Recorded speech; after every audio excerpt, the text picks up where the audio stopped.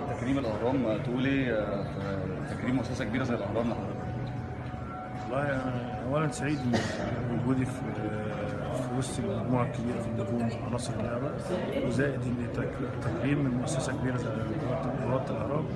في نفس الوقت يعني حاله انتعاش لعناصر اللعبه لكل من يجتهد في مجاله او في مكانه، سواء لاعب او اداري او جهاز فني او مدير فني.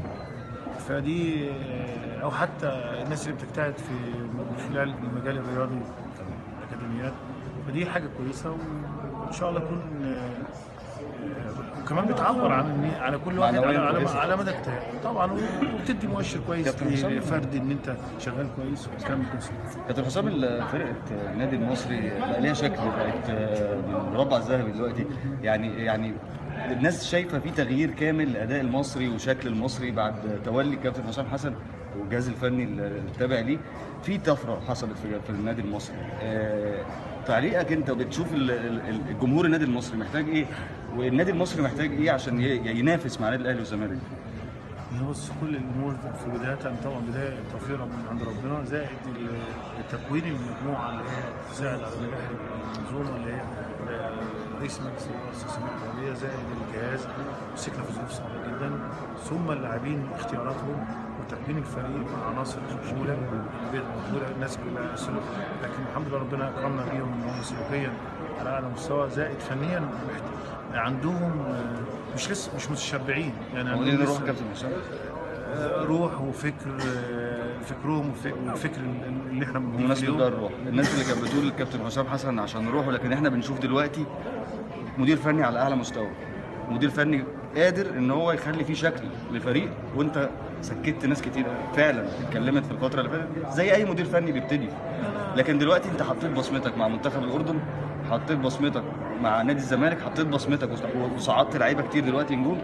دلوقتي في شكل مدرب قادر ان هو يمسك حتى المنتخب الوطني. طموحك انك تدرب منتخب مصر الوطني بصراحه. بص، في البدايه الناس بتقيم، كل واحد بيقيم على احساسه على فكره. الناس بتقيمك ان انت بتأدي بشأن شكل العناصر النجاح لاي مدرب، عناصر كتير، نقط كتير جدا، من ضمنها القياده، زرع الانتماء والروح والاصرار، دي جزئيه، لكن دي جزئيه. لكن الاجزاء الاهم ان انت تكون عندك الفكر الفني التدريبي، عندك الحلول، تقدر تكون فريق، تقدر تتعامل مع اللاعبين، تقدر تتعامل مع المنافس، تقدر تقرا المنافس. حاجات كثيره مش قليله. الناس متخيله ان مدرب يعني مدرب وخلاص، او مدرب اللي يتكلم ويوجه بس، ده موضوع كبير قوي فيطول شرح. بس طموحك انت طموحي زي واحد بيتمنى ان يضرب منتخب بلد، وانا ربنا انعم عليا وانا بلعب اني في فتره مع منتخب مصر تحقق انجازات كبيره. انا كنت واحد من ضمن المجموعه، مش انا الكل، بالعكس، اللاعبين او المدربين او اجهزه اداريه او اتحادات اللي احنا حققنا في المرحله دي انجازات الكره المصريه. الخبرات اللي خدتها يعني ايه تمثل مصر، يعني ايه علم مصر، يعني ايه الكرة بالنسبة للمصريين.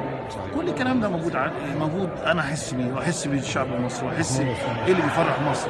كل الكلام ده لو انت ماسك لو احسن فرقة في العالم ويجي لك منتخب بلد او هنا بالتحديد يعني اسيب اي حتة، لكن ان احنا قبل ما تسيب اي حتة النادي الاهلي طبعا انا بقى يعني انت حببتني في النادي الاهلي وانا صغير.